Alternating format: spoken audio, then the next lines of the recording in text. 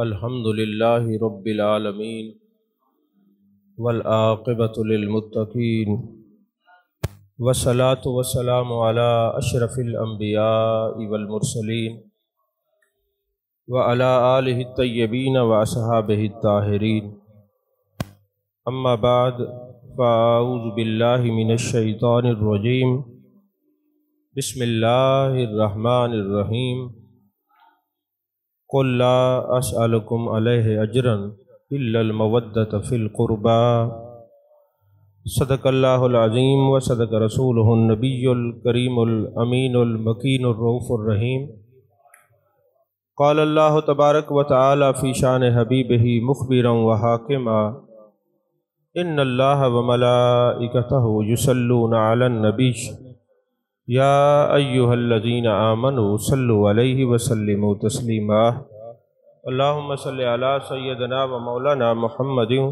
وعلی آل سیدنا و مولانا محمد وبارک وسلم وصلی علیہ صلاۃ و سلاما علیک یا رسول اللہ وعلی آلک و صحابک یا حبیب اللہ۔ تمام تعریفیں اللہ تبارک و تعالیٰ کے لیے جو خالق کائنات بھی ہے، مالک شجاعت بھی ہے، جو احد بھی ہے، صمد بھی ہے، جس کی شان لم یلد بھی ہے ولم یولد بھی۔ لا تعداد ہدیہ درود و سلام بارگاہ سید الانام، شفیع رحمت، والی امت، شاہ خوباں، جان جانا، شہنشاہ حسینہ، سید سروراں، سیاہ لامکاں، تتمہ دوراں، سرخیل زہرہ جمالاں، رازدان ما اوہا، شاہد ما طغا، صاحب علم نشرہ، معصوم آمنہ، احمد مجتبیٰ، حضرت محمد مصطفیٰ صلی اللہ علیہ وآلہ وصحبہ وبارک وسلم کی دربار ناز میں اپنی عقیدتوں، ارادتوں، محبتوں کا خراج پیش کرنے کے بعد، عزیزان محترم، آج جس عنوان کو ہم نے موضوع سخن بنانا ہے وہ عنوان ہے شان اہل بیت کشف المحجوب کی روشنی میں۔ حضور داتا علی حجویری رحمۃ اللہ علیہ نے جو اپنی مشہور کشف المحجوب شریف جو تصوف کی وہ کتاب ہے جو ہر اس راہ تصوف کے مسافر کے لیے مرشد کا درجہ رکھتی ہے، اس میں حضور داتا صاحب رحمۃ اللہ علیہ نے شان اہل بیت پر باب باندھا ہے، تو اس میں سے کچھ آپ نے جو ارشادات ملفوظات جمع فرمائے ہیں عرض کرنے کی سعادت حاصل کروں گا۔ آپ کا ایک طریقہ کار ہے کہ جب آپ تصوف پر لکھتے ہیں یا بولتے ہیں تو آپ نے باب باندھے ہیں شان اہل بیت پر، شان صحابہ پر، علم کی روشنی پر، تصوف کے مختلف اسرار و رموز پر آپ نے کلام کیا ہے۔ تو جب شان اہل بیت پر آپ نے باب لکھا ہے تو سب سے پہلے حضرت امام حسن مجتبیٰ رضی اللہ تعالیٰ عنہ کا ذکر فرمایا۔ فرماتے ہیں کہ یہ تصوف کے امام ہیں، طریقت کے امام ہیں۔ حضرت امام حسن مجتبیٰ فرماتے ہیں اپنے دلوں کی حفاظت کیجئے، اپنے دلوں کی حفاظت کیجئے۔ جس کا دل غیر کی طرف سے ہٹ گیا اور غیر کی طرف توجہ کو ہٹا دیا وہ محبت الہی کا مرکز بن جاتا ہے۔ اس کو یوں سمجھیے، میں کئی دفعہ عرض کرتا رہتا ہوں کہ بیت اللہ شریف کے بارے میں میرے محبوب پاک صلی اللہ علیہ وسلم نے فرمایا، اے بیت اللہ تیری بڑی شان ہے مگر اللہ کے نزدیک مومن کی 70 گنا شان تو اس سے زیادہ ہے۔ تو اس بیت اللہ کے اندر 360 بت رکھے ہوئے تھے۔ محبوب علیہ السلام کے قدمین شریفین آئے، وہ بت نکلے، اور یہ مت بولیے کہ جب وہ بت نکالے گئے تھے میرے آقا کریم صلی اللہ علیہ وسلم نے بتوں کو ہاتھ نہیں لگایا۔ میرے محبوب شان رحمت للعالمین ہی رکھتے ہیں، اگر آپ بتوں پہ ہاتھ رکھ دیتے تو بت بھی جنت میں جاتے۔ محبوب کا ہاتھ ید اللہ کا ہاتھ ہے، جہاں لگ جائے وہاں رحمت ہی رحمت ہوتی ہے۔ آپ نے فرمایا اے علی کرم اللہ وجہ الکریم، آپ بتوں کو اتارے، خود بت نہیں اتارے۔ اب مولا کائنات حضرت علی کرم اللہ وجہ الکریم کو کیوں فرمایا کہ آپ بتوں کو اتاریں؟ تو فرمایا بات دراصل یہ ہے کہ ایک مرتبہ ایسا ہوا کہ میرے آقا کریم صلی اللہ علیہ وسلم نے ارشاد فرمایا اے علی یہ صبح کے لیے لوگوں کو نماز کے لیے اٹھا دو، اے جان کائنات جان عالم مصطفیٰ جان رحمت صلی اللہ علیہ وسلم آپ تو نیکیوں میں سبقت لے جانے والے ہیں، آپ نے کیوں نہیں اٹھایا؟ فرمایا اگر ہم اٹھائیں اور کوئی انکار کر دے دائرہ ایمان سے فارغ ہو جائے گا، کیونکہ نیند کی حالت میں ہے، آپ اٹھائیں، یہی قاعدہ اور کلیہ ہے۔ اے علی آپ بت اتاریں، اے علی آپ بت اتاریں۔ ہم نے بتوں کو ہاتھ لگایا تو یہ ہاتھ جنت میں، یہ بت جنت میں جائیں گے۔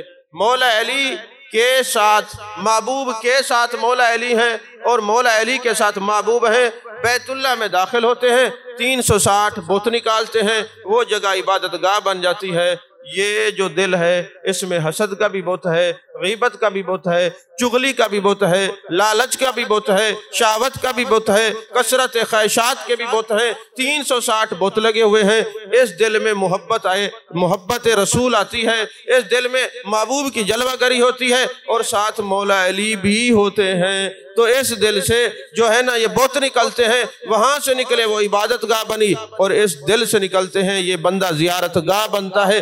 جب تک زندہ رہتا ہے لوگ زیارت کرتے ہیں، جب دنیا سے چلا جاتا ہے قیامت تک قبر کی بھی زیارت ہوتی رہتی۔ تو شرط ہے کہ ان بتوں کو نکالا جائے، اور یہ بت نکالنے کے لیے فرمایا علی آپ نکالیں، اور حضرت مولا کائنات باب العلم زوج بطول تاجدار حل عطا علی مشکل کشا حاجت روا رضی اللہ تعالیٰ عنہ، جب تک دل میں نہ ہوں اور میرے آقا خود جلوہ گر نہ ہوں، دل پاک نہیں ہوتا۔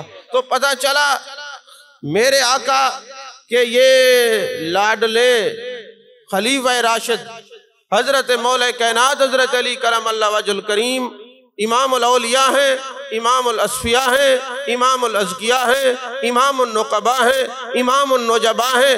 جس طرح بیت اللہ میں محبوب کے قدم ہے، ساتھ مولا علی کے قدم ہے، وہاں سے بت نکلے ہیں۔ اس دل میں بھی جہاں محبوب ہوں گے وہاں علی ہوں گے تو یہ بت نکلیں گے، ورنہ بت نہیں نکلیں گے۔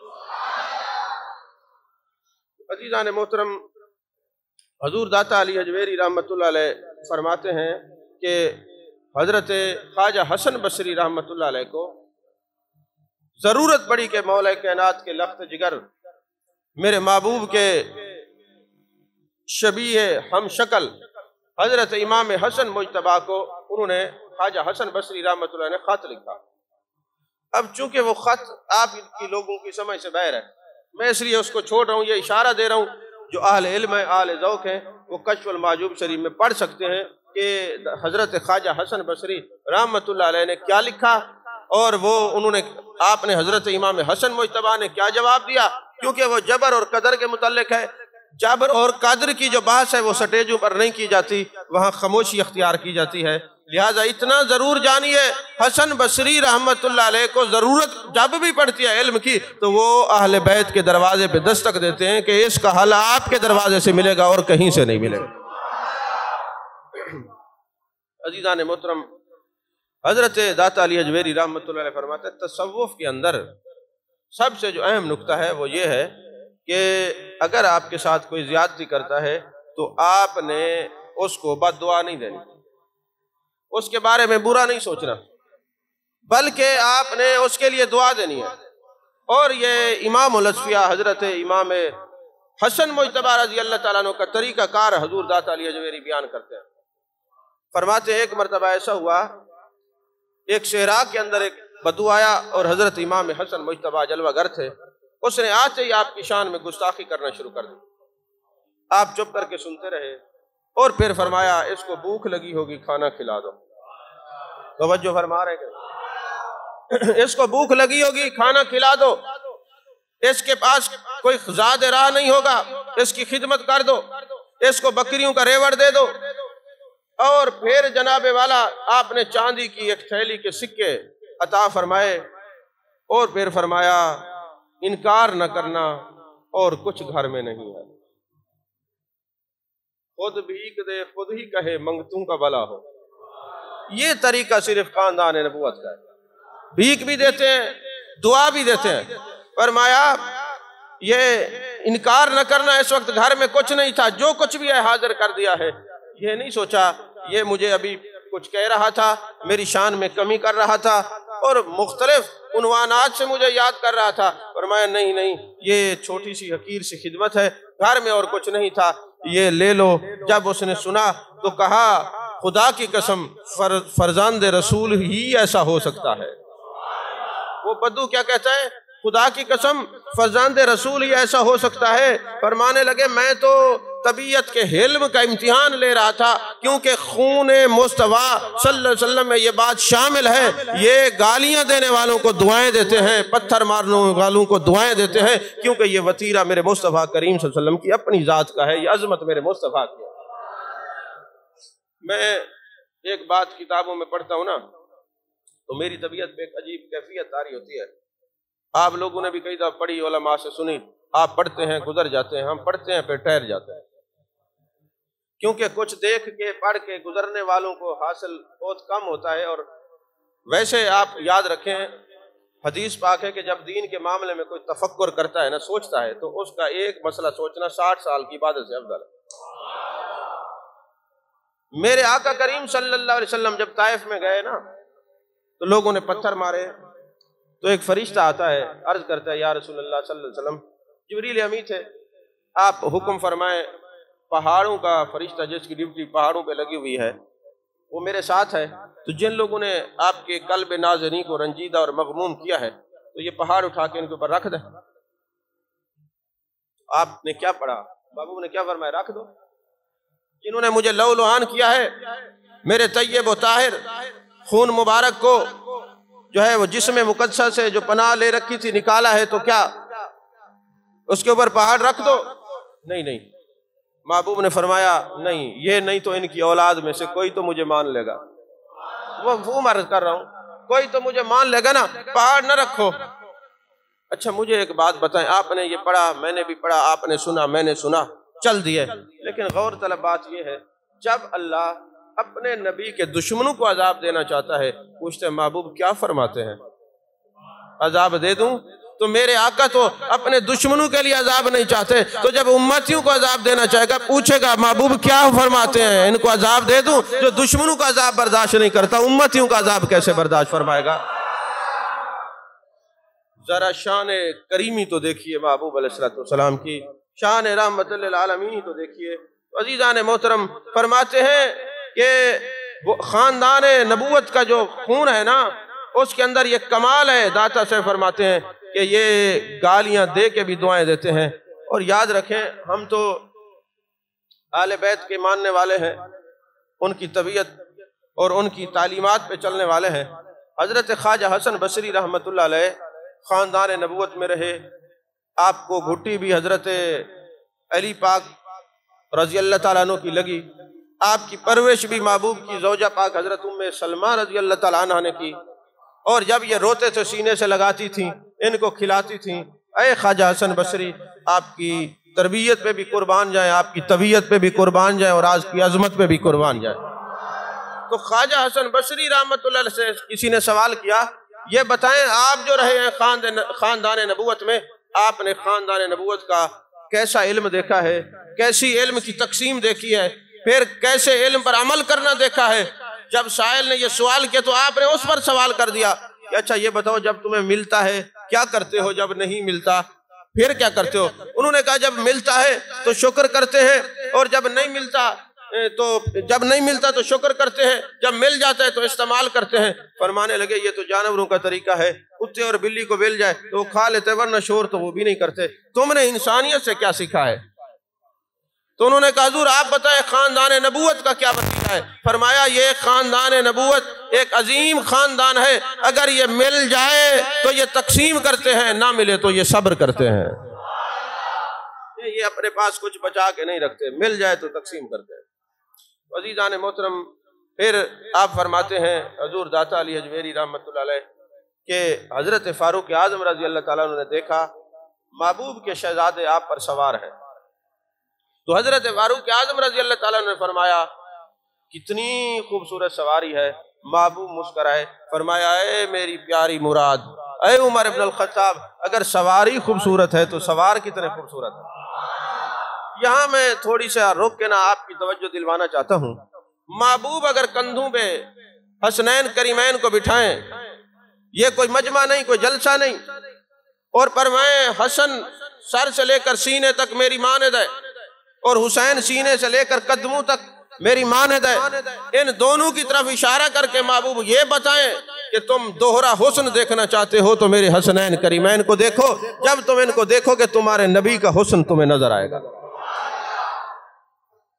अच्छा, महबूब ने कंधों पे बिठाया हुआ है। अब कंधों पे बैठना महबूब के कोई आम बात थोड़ी है। जब मेरे आका करीम सल्लल्लाहु अलैहि वसल्लम ने मौला अली को फरमाया बहुत उतारे, कंधों पे सवार किया, तो मौला अली फरमाते हैं मैं अरूज के उस इंतहा पे पहुंचा, अगर मैं चाहता तो अर्श के किंगरे को भी हाथ लगा सकता था।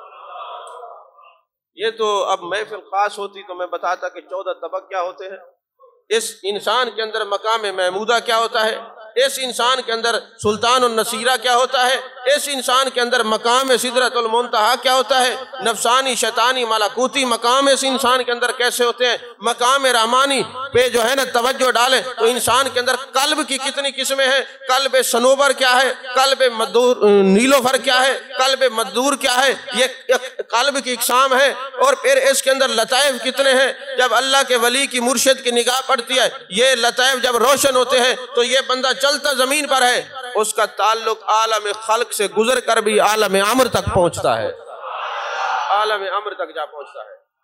तो अब ये तो मौला अली ही बताएंगे कि आप जो कंधों पे हैं और अरूज की, बल्कि मैं कहूंगा अरूज की मंजिल अली की किस्मत पे नाज कर रही है। भले इस जुमला है कि ये जो अरूज की मंजिल है वो भी मौला अली की किस्मत पे नाज कर रही है। तो वो फरमाते हैं अगर मैं चाहता तो अर्श के किंगरे पर जो है मैं हाथ लगा सकता था, मौला अली महबूब के कंधे पे हूँ तो बुलंदी का मकाम ये है। फिर हसनैन करीमैन एक मर्तबा नहीं बार बार देखे गए हूँ कि अरूज के आला मकाम पर हैं। तवज्जो आपने नहीं फरमाई, मैंने अरूज के आला मकाम पर हैं। अच्छा, फिर महबूब के कंधों पर हूँ तो अरूज की इंतहा है, मेराज की इंतहा है, मिराज की बुलंदियां अहले बैत के खानदान के नसीब पर नाज करती हैं। फिर वो वक्त भी याद कीजिए जब हिजरत की रात है, हजरत सैयदना सिद्दीक अकबर ने महबूब को कंधों पे उठाया हुआ है और 11 मील का दाता से फरमाते 11 मील का सफर किया है। तो मुझे ये बताएं महबूब के कंधों पे जो आए अरूज का आलम ये है, और फिर महबूब जिनके कंधों पे सवार हो जाए उनके अरूज का आलम क्या होगा। तवज्जो फरमा रहे हैं। तो हजूर दाता अली अजमेरी रहमतुल्लाह अलैह हजरत इमाम हुसैन पाक रज़ी अल्लाह ताला अन्हु के बारे में एक जुमला कहते हैं, अल्लाह करे आपको समझ आ जाए। फरमाते हैं कि हजरत इमाम हुसैन पाक रज़ी अल्लाह ताला अन्हु का एक मलफूज है, वो ये है, हजरत इमाम हुसैन पाक रज़ी अल्लाह ताला अन्हु क्या फरमाते हैं, फरमाते तेरा सबसे ज्यादा शफीक तेरा दीन है, तेरा सबसे ज्यादा शफीक तेरे लिए तेरा दीन है। आदमी की निजात दीन की ताबेदारी में है और दीन की मुखालफत हलाकत का बायस है। दानाई यह है कि इंसान अपने शफीक की मर्जी पर चले और शफकत का एहसास रखे और ताबेदारी करे। और शफीक वो होता है जो नसीहत करे और कभी शफकत का दरवाजा बंद ना करे। आपको समझ नहीं आई मैंने क्या कहा? समझ ही नहीं आई, क्योंकि समझ आती तो आप इस तरह सुभान अल्लाह ना कहते जिस हालत में कह रहे हैं।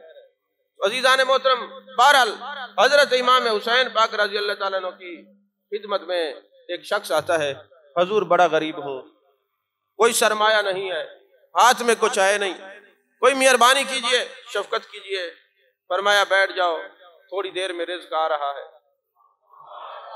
पता चला हम रिज़्क के लिए जाते हैं, खानदान नबूवत में रिज़्क आता है, हम तलाश भी करते हैं तो ये चला जाता है, और ये घर बैठे रहते हैं तो इनके ऊपर आशिक हो जाता है। वजह तो कोई जरूर है ना। तो अब ये फरमाते अभी रिज़्क आता है। तो हजरत अमीर मुआविया रज़ी अल्लाह ताला अन्हु ने, बुजुर्गों के अकीदे को देखो, अगर हजरत अमीर मुआविया रज़ी अल्लाह ताला से मौला अली की नस्ल में से आला शख्स दाता अली अजमेरी रहमतुल्लाह अलैह को एतराज होता तो ये क्यों लिखते हैं? और दाता साहब लिखते हैं हजरत अमीर मुआविया रज़ी अल्लाह ताला अन्हु की तरफ से 5 थैलियां आई, हर थैली में 1000 दीनार थे, اور یہ لکھا ہوا تھا، ساتھ خط تھا، اے امام حسین پاک میں شرمندہ ہوں، معذرت کرتا ہوں، ذرا تاخیر ہو گئی آپ کی بارگاہ میں ہدیہ پہنچانے میں، تھوڑی تاخیر ہو گئی، بس اور بھی انتظام کیا جا رہا ہے۔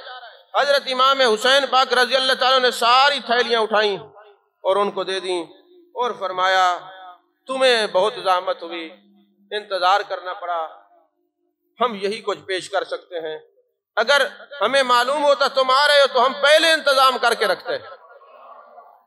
میں ایک کتاب میں پڑھ رہا تھا، ایک سائل آپ کے دروازے پہ آیا نا تو آپ نے جو کچھ تھا اٹھا کے دے دیا، اس نے کہا میں ضرورت مند ہوں، میں ضرورت مند ہوں، آپ کے محلے کا تھا، آپ کے دوستوں میں اپنے آپ کو شمار کرنے والا تھا، جب وہ لے کے چلا گیا تو دیکھا حضرت امام حسین پاک کی آنکھوں سے آنسو روا ہے۔ گھر والوں نے پوچھا حسین پاک کیا وجہ ہے، آپ کیوں آنسو بہا رہے ہیں؟ سب کچھ اٹھا کے دے دیا اس لیے؟ فرمایا نہیں، فرمایا بات یہ ہے یہ ہمارے یاروں میں سے تھا، رو اس لیے رہوں، اس کو کہنا نہیں چاہیے تھا، ہمیں خود بخود اٹھا کے دے دینا چاہیے تھا۔ پھر دوستی کیسی اور پھر یارانہ کیسا جہاں کہنا پڑ جائے، وہی سمجھ نہیں آئی آپ کو۔ پھر دوستی کیسی اور یارانہ کیسا جہاں آپ کو کچھ کہنا پڑ جائے اور کچھ بتانا پڑ جائے کہ ہمیں فلاں چیز ضرورت ہے۔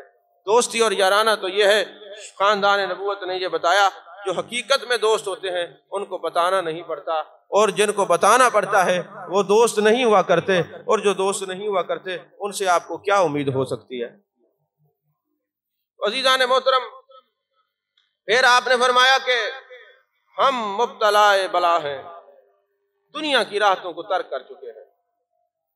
کیوں فرمایا؟ فرمایا خاندان نبوت کا یہ وتیرہ ہے کہ یہ کل کے لیے بچا کے نہیں رکھتے، گھر کے برتنوں کو الٹا کر کے رکھتے ہیں۔ انہوں نے یہ سمجھا ہوا ہے کہ کل کے لیے بچا کے کچھ نہ رکھنا، برتنوں کو الٹا کر کے رکھنا دنیا داروں کی نظر میں یہ ناداری ہے، خاندان نبوت میں یہ فضل باری ہے۔ سمجھو ہے کہ نہیں ہے؟ آپ کل کے لیے کچھ بچا کے نہیں رکھتے، آپ تو کل کے لیے بچا کے رکھتے ہیں اور نہیں بھی رکھتے، دونوں آتے ہیں، مگر یہ نہیں رکھتے، یہ سب کچھ تقسیم کر دیتے ہیں، گھر کے برتن الٹے کر کے رکھتے ہیں۔ پھر پوچھا جائے اے خاندان نبوت وجہ کیا ہے، آپ کل کے لیے کچھ نہیں بچا کے رکھتے، یہ ناداری ہے؟ کہا نہیں، یہ ناداری نہیں، یہی تو فضل باری ہے، کیونکہ ہم نے اس کو رازق مانا ہے، ہم نے اس کو رازق مانا ہے، اور جو اس کو رازق مانتا ہے وہ کل کے لیے پریشان نہیں ہوتا۔ یہ ناداری نہیں، یہ فضل باری ہے۔ عزیزان محترم، حضرت امام زین العابدین رضی اللہ تعالیٰ عنہ کے بارے میں آپ ذکر کرتے ہیں، آپ فرماتے ہیں کہ امام زین العابدین وہ ہیں، اصل میں حضرت امام حسین پاک رضی اللہ تعالیٰ کے 3 بیٹے ہیں، 3 صاحبزادے ہیں، علی اکبر، علی اوسط اور علی اصغر رضی اللہ تعالیٰ عنہ۔ یہ جو حضرت امام زین العابدین ہیں ان کا نام علی اوسط ہے۔ یہ عبادت کر رہے تھے، ایک دن شیطان سانپ کی صورت میں آیا، آپ کے پاؤں کے انگوٹھے کو اپنے منہ میں لیا اور دبوچنا شروع کر دیا۔ آپ نے اس کی طرف توجہ ہی نہیں کی، آپ عبادت کی طرف متوجہ رہے، سلام پھیرا، اس کو اٹھا کے پھینکا اور فرمایا شیطان تو ہمارا کچھ نہیں بگاڑ سکتا۔ ہاتف غیبی سے آواز آ رہے تم تو زین العابدین ہو، تم تو عبادت کرنے والوں کے سر کا تاج ہو، تم تو زین العابدین ہو۔ ارے جن کو شیطان بھی توجہ خدا سے نہ ہٹا سکے اس خاندان کو خاندان نبوت کہتے ہیں، اس کو زین العابدین کہتے ہیں۔ وہ حضرت امام زین العابدین جب دنیا سے چلے گئے، عالم یہ ہے ساری زندگی آپ نے بیوہ مساکین اپنے کندھے پہ بوریاں اٹھا اٹھا کر لوگوں کے گھروں تک پہنچائی، اور جب آپ کا وصال با کمال ہوا آپ کے کندھوں پہ نشانات تھے۔ آپ کے گھر والوں سے پوچھا گیا یہ کیا نشان ہے؟ انہوں نے کہا ساری رات بیوہ اور مساکین کی خدمت کیا کرتے تھے، اور ایک دن آپ خانہ کعبہ میں جلوہ کر رہے ہیں، لوگوں نے کہا ہٹ جائیں، راستہ دے دیں، چہرے پہ انوار و تجلیات کی بارش ہے، اور وقت کا خلیفہ حشام وہاں پہ کھڑا ہے، اس نے دیکھا میرے آنے پہ کوئی متوجہ نہیں ہوا، آخر یہ ہستی کون ہے جن کے آنے پہ لوگوں نے رستہ دے دیا؟ حجر اسود کا جا کے بوسہ لیتے ہیں۔ اس نے سوال کیا لوگوں یہ نورانی چمکتی جبین والا نوجوان کون ہے؟ وہاں ایک شاعر کھڑا تھا، فرزوق اس کا نام تھا، اس نے کہا تمہیں نہ بتا دوں یہ کون ہے؟ یہ وہ شخص ہے جس کے نقش قدم اہل مکہ پہچانتے ہیں، جن کو خانہ کعبہ اور حرم خود جانتا ہے یہ خلق خدا میں سب سے اچھے آدمی کا بیٹا ہے، یہ متقی پرہیزگار ہے، یہ فاطمہ زہرا کے گھر کا لال ہے، تو جہالت کی وجہ سے نہیں جانتا یہ وہ شخص ہے جس کے نانا پر ختم نبوت کا اعلان ہوا ہے، جس کا نانا خاتم النبیین بن کے آیا ہے۔ یہ امام زین العابدین ہیں، علی اوسط نام ہے، امام حسین پاک کے لخت جگر ہیں، مولا کائنات حضرت علی کے یہ پوتے ہیں اور خاندان نبوت کے عظیم فرد ہیں۔ تو جب یہ شاعر نے پڑھا نا تو حشام کو بڑی تکلیف ہوئی، اس نے نا ان کو قید کروا لیا، اور مکہ اور مدینہ کے درمیان ایک وادی آتی ہے، اسفان اس کا نام ہے، اور وہاں پہ قید کیا۔ حضرت امام زین العابدین کو پتہ چلا تو آپ نے کافی سارے درہم و دینار ان کی طرف بھیجے اور فرمایا ہم یہ اور کچھ نہیں دے سکتے۔ اس نے کہا حضور یہ واپس رکھ لیں، ساری زندگی بادشاہوں کے قصیدے پڑھے ہیں تو خوشامدیں کی ہیں، تو آج صحیح تعریف کی ہے، تو اگر میں مر بھی جاؤں تو مجھے مرنے پہ غم نہیں، کیونکہ مجھے اپنے مرنے کا غم نہیں، اگر ایسا مرنا نصیب ہو، میرا دم جو نکلے تو باخدا میرے پاس میرا طبیب ہو، میرا طبیب سامنے ہو، تو پھر ایسا غم نہیں۔ تو حضرت امام زین العابدین جو ہیں وہ ساری زندگی روتے رہتے تھے، ہر وقت آپ پر ایک عجیب کیفیت رہتی تھی، اور ساری رات آپ مناجات کرتے، اور عالم یہ تھا کہ ایک دن زار و قطار رو رہے ہیں تو کسی نے کہا حضور آپ کیوں روتے ہیں؟ فرمایا اے دوست ایک بات تو بتا، حضرت یعقوب کا ایک یوسف بچھڑا تھا، آنکھیں رو رو کے سفید ہو گئی تھیں، اور میرے سارے یوسف چلے گئے، علی اصغر چلے گئے، علی اکبر چلے گئے، میرے بابا حضرت امام حسین پاک چلے گئے، ارے جس کا ایک یوسف بچھڑا تھا وہ دنیا سے حضرت یوسف جو ہے بچھڑنے سے یعقوب علیہ السلام کی آنکھیں سفید ہو گئیں، پھر میری آنکھیں کیوں نہ سفید ہوں، میرے تو سارے یوسف مجھ سے بچھڑ گئے۔ جب تک حضرت امام زین العابدین حیات رہے آپ کبھی مسکرائے نہیں، ہر وقت آپ پر غم کا ایک پہاڑ رہتا، ہر وقت آپ کا قلب نازنی جو ہے وہ بوجھل اور مغموم اور رنجیدہ رہتا۔ اور پھر وہ حضرت امام زین العابدین پھر بھی اس حالت میں آپ دیکھیں، عالم یہ ہے، ایک وہ وقت گزرا کہ حضرت امام زین العابدین گھر میں بیٹھے تو مختار سقفی آیا، اس نے خاندان نبوت کے دشمنوں کو چن چن کے مارا۔ اب ایک مکتبہ فکر تو اس کو سب کچھ اپنا سمجھتے ہیں، لیکن ہمارے اہل سنت کے نزدیک مختار سقفی جو ہے وہ مسلمان بھی نہیں، کوئی شک نہیں اس نے خاندان نبوت کے دشمنوں کو چن چن کے مارا ہے، لیکن بعد میں اس نے جھوٹی نبوت کا دعویٰ کر دیا۔ حضرت مسلم بن عقیل رضی اللہ تعالیٰ عنہ کے ہاتھ میں ان رافضیوں نے اس کی بھی مزار بنا رکھی ہے معاذ اللہ، اور کئی ہمارے بھولے بالے جن کو پتہ ہی نہیں وہ جا کے وہاں پہ زیارت کرتے اور پڑے ہوتے ہیں۔ ایک دربار کے سجادہ نشین کو وہاں پڑا ہوا میں نے دیکھا، تو جب میں نے اس کو کہا، میں نے کہا آپ کیا کرتے ہیں؟